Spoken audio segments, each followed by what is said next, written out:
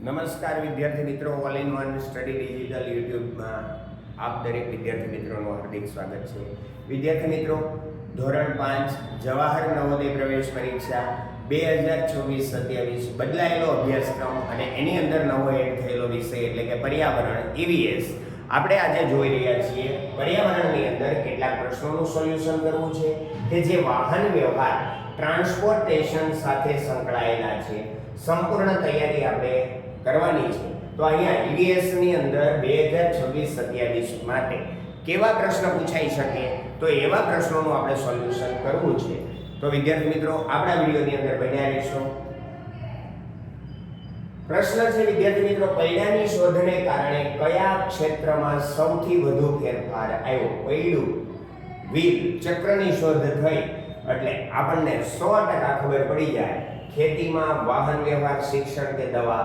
તો કે વાહન વ્યવહારમાં મસ્ત મજાના ફેરફારો થયા અને વાહન વ્યવહાર છે એ ખૂબ જ ઝડપી બની ગયા. એટલે કે વિકલ્પ બી આપણો પ્રશ્નનો જવાબ થશે. નવો પ્રશ્ન છે કે વિદ્યાર્થી નીચેનામાંથી કયું જમીન પર ચાલતું વાહન વ્યવહારનું સાધન છે? તો વિદ્યાર્થીઓ, આપણે તો વિકલ્પ જોઈએ ત્યાં જ ખબર પડી જાય કે બસ એ જમીન પર ચાલતું વાહન વ્યવહારનું સાધન છે. ઘણા પ્રશ્ન એવા છે કે જે એકદમ સરળ છે પણ ઘણા વિદ્યાર્થીઓ ઉતાવળે લખવામાં કોઈ પણ વિકલ્પમાં ભૂલો કરી જાય છે. નીચેનામાંથી કયું જળ માર્ગનું એટલે કે પાણીનું વાહન વ્યવહારનું સાધન છે? તો પાણીમાં ચાલતું હોય એવું ટ્રેન, કાર, જહાજ કે સાયકલ? તો એમાં ચાલે છે સાયકલ નથી ચાલતી ભાઈ, કાર નથી ચાલતી, ટ્રેન નથી ચાલતી. પાણીની અંદર ચાલતું હોય તો એ છે જહાજ. નીચેનામાંથી કયું હવાઈ વાહન વ્યવહારનું સાધન છે? હવામાં આપણે મુસાફરી કરવી છે તો બસ તો હવામાં ઉડતી નથી, હોડી તો પાણીમાં ચાલે છે, બળદગાડું જમીન પર ચાલે છે. પરંતુ શું આવશે? વિમાન. તો વિમાન છે એ હવાઈ વાહન વ્યવહારનું સાધન છે. પ્રાચીન સમયમાં વાહનો ખેંચવા માટે શાનો ઉપયોગ થતો હતો? કે પ્રાચીન સમય એટલે કેવો સમય? વર્ષો પહેલા, જૂનો સમય. તો જૂનો જમાનો આપણે કહીએ ને કે જૂના જમાનામાં આવું હતું. તો જૂના જમાનાની વાત છે. પ્રાચીન સમય એટલે વર્ષો પહેલાનો સમય. તો એમાં વીજળી નહોતી, પેટ્રોલથી નહીં, ડીઝલથી નહીં, પણ શાનો ઉપયોગ કરવામાં આવતો? તો પેટ્રોલ, ડીઝલ કે વીજળીનો ઉપયોગ નહોતો કરવામાં આવતો, પણ શાનો ઉપયોગ થતો હતો? પ્રાણીઓનો. એમાં બળદ, ઊંટ, ઘોડા, ગધેડા આવા પ્રાણીઓને લઈ જવામાં આવતા. નીચેનામાંથી વાહન વ્યવહારનું સૌથી ઝડપી સાધન કયું છે? વાહન વ્યવહાર માટેનું ઝડપી સાધન સાયકલ, ધીમે ધીમે ચાલે. ટ્રેન, તો કે એ પણ બહુ ઝડપથી ચાલે, સાયકલ કરતા ઝડપથી, બળદગાડા કરતા ઝડપથી. પરંતુ વિમાન કરતા ઝડપથી ચાલતી કોઈ પણ વસ્તુ નથી. આમાં નદીઓ કે સમુદ્રમાં મુસાફરી કરવા માટે શાનો ઉપયોગ થાય? જો આપણે નદી કે સમુદ્રમાં જવું હોય તો બસ, મોટરસાયકલ કે ટ્રેક્ટર તો ચાલતું નથી. તો વિદ્યાર્થી મિત્રો, આપણો જવાબ થઈ જશે હોડી અથવા તો બોટ. આપણે શું લઈને જઈએ પાણીમાં જવું હોય તો? હોડી. ટ્રેન કયા માર્ગ પર ચાલે છે? રોડ રસ્તા ઉપર નથી ચાલતી, પાણી ઉપર નહીં, આકાશ ઉપર નહીં, પણ ટ્રેન ક્યાં ચાલે છે? આવા સવાલ તો દરેક વિદ્યાર્થીઓ ફટાફટ જવાબ આપી દે છે કે રેલવેના પાટા પર. નીચેનામાંથી કયું સડક એટલે કે રોડ વાહન વ્યવહારનું ઉદાહરણ છે? કે રોડ ઉપર ચાલતું હોય તેવું. તો આપણને 100% ખબર પડી જાય કે શું આવશે? કાર. બરાબર. જહાજ, હેલિકોપ્ટર અને સબમરીન. આ જહાજ છે પાણીમાં ચાલે, હેલિકોપ્ટર હવામાં ચાલે અને સબમરીન છે એ પણ પાણીમાં ચાલે છે. વાહન વ્યવહારનો મુખ્ય હેતુ શું છે? કે વાહન વ્યવહાર શા માટે કરવામાં આવે? જરૂર શું છે? તો વિદ્યાર્થી મિત્રો, આપણને એ ખબર છે કે મનોરંજન માટે નહીં. ખાલી મનોરંજન માટે વાહન વ્યવહાર જરૂરી નથી. ફક્ત રમવા માટે હવે વાહન વ્યવહાર કે રમવાની વસ્તુ તો છે નહીં. ફક્ત માપવા માટે હવે વાહન વ્યવહારથી શું માપી શકાય? તો આ ઓપ્શન આપણી પાસે બિલકુલ રોંગ છે.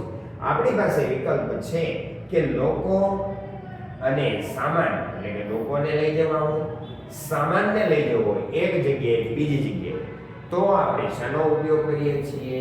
આ વાહન વ્યવહારનો ઉપયોગ કરીએ છીએ. બરાબર છે? તો આપણો જવાબ થશે વિકલ્પ બી. આગળ વધીએ વિદ્યાર્થી મિત્રો. હજી પણ આપણી પાસે કેટલાક પ્રશ્ન છે કે નીચેનામાંથી કયું વાહન પ્રદૂષણ ફેલાવતું નથી? હવે પ્રદૂષણ ન ફેલાવે, પ્રદૂષણ ન ફેલાવતું હોય તો વાત એની એવી આવે કે ધુમાડો ન કરતું હોય. મોટરસાઇકલ એટલે કે આપણે જે બાઇક વાપરીએ છીએ એમાં બધામાં શું હોય? તો કે ધુમાડો થાય એટલે એ આવે નહીં. કાર તો કે એમાં ધુમાડો થાય તો એ આવે નહીં. બસ તો કે એમાંય ધુમાડો થાય એટલે એમાંય પ્રદૂષણ થાય. પણ સાયકલ ચલાવો તો સાયકલ ચલાવવાથી કોઈ પ્રદૂષણ થતું નથી. આગળ જોઈએ કે ટ્રાફિક સિગ્નલમાં આપણે ક્રોસ રોડ હોય ત્યાં આગળ લાલ લાઈટ હોય તો એ શું દર્શાવતું હોય છે? તો આપણને તો ખબર જ છે, લાલ બત્તી બોલે રૂક જાઓ, કે આગળ વધો કે ના ના, વાહન ધીમું કરો તો કે ના, તો વાહન રોકો, થંભી જાઓ, ઊભા રહી જાઓ, હોર્ન વગાડો, ના આવું તો કહેતું નથી. લાલ લાઈટ માત્ર એવું કહે કે તમે તમારા વાહનને રોકી દો. હવે આગળ વધીએ. રસ્તો એટલે કે રોડ સુરક્ષિત રીતે ઓળંગવો હોય, આપણે પાર કરવો હોય તો આપણે શેનો ઉપયોગ કરવો હોય? ફ્લાયઓવર વગર ગમે ત્યાંથી નહીં, ડિવાઈડર ઉપરથી કૂદીને નહીં, દોડીને નહીં, પણ આપણે શેનો ઉપયોગ કરવો જોઈએ? ઝીબ્રા ક્રોસિંગનો ઉપયોગ કરવો જોઈએ. ઝીબ્રા ક્રોસિંગ હોય ત્યાંથી જ આપણે રસ્તો ઓળંગવો જોઈએ. હવે દર્દી હોય કોઈ પણ, એને તાત્કાલિક એટલે કે એકદમ ઝડપથી હોસ્પિટલ પહોંચાડવો તો વાહનની કઈ સેવા ઉપયોગમાં આવે? પોલીસ વાન આવે? ના. ફાયર બ્રિગેડ આવે? તો કે ના. શું આવે? એમ્બ્યુલન્સ આવે, જેને આપણે 108 કહીએ છીએ. કેમ? તો કે 108 નંબર મોબાઈલમાં ડાયલ કરવાથી આપણે એમ્બ્યુલન્સની સુવિધા મેળવીએ છીએ. એટલા માટે એમ્બ્યુલન્સ વાનને 108 કરી દેવામાં આવે છે. અંતરિક્ષ એટલે કે સ્પેસમાં જવું તો એના માટે કયા વાહનનો ઉપયોગ થાય? સ્પેસમાં જવું છે. સ્પેસ એટલે અવકાશમાં, અવકાશી મુસાફરી માટે નહીં, એનાથી ઉપર કંઈ સંશોધન માટે સ્પેસની અંદર જવું છે આપણે, તો ગ્લાઇડર નથી આવતું, ગરમ દડાનું બલૂન નથી આવતું, એરોપ્લેન નથી આવતું. એરોપ્લેન ખાલી હવાઈ મુસાફરી માટે છે, પણ સ્પેસમાં જવું હોય આપણે તો સ્પેસ ક્રાફ્ટ અથવા તો રોકેટનો ઉપયોગ કરવો પડે છે. અને રોકેટની મદદથી આપણે ઉપર જઈ શકીએ છીએ સ્પેસની અંદર, અવકાશની અંદર. વિદ્યાર્થી મિત્રો, આ વાહન વ્યવહારના કેટલાક પ્રશ્નો હતા આ વિડીયોની અંદર આપણે જોયા. હજુ પણ આગળ આવા જ પર્યાવરણના કેટલાક પ્રશ્નોના સોલ્યુશન સાથે ફરી મળીશું નવા વિડીયોની અંદર. ત્યાં સુધી દરેક વિદ્યાર્થી મિત્રો ખાસ ધ્યાન આપજો. વર્ષ 2026-27ની જે નવોદય એક્ઝામ તમે આપવા જઈ રહ્યા છો એ એક્ઝામની અંદર આ વર્ષથી જ પર્યાવરણ વિષય દાખલ થયો છે.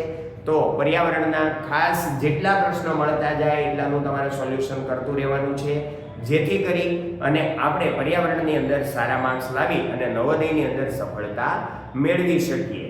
તો વિદ્યાર્થી મિત્રો, બીજી પણ એક વાત યાદ રાખવાની છે કે CET test, common entrance test, એની અંદર પણ આપણે આ પર્યાવરણ વિષય છે એનું જરૂર પડવાની છે, એના પ્રશ્નોની જરૂર પડવાની છે. તો સીઈટી અને નવોદય બંને પરીક્ષા આપતા દરેક વિદ્યાર્થીઓએ આ વિડીયો ખાસ જોઈ લેવો મહત્વનો છે. એટલા માટે નવા વિડીયોની અંદર ફરીવાર મળીશું. ત્યાં સુધી દરેક વિદ્યાર્થી મિત્રોને જય શ્રી કૃષ્ણ.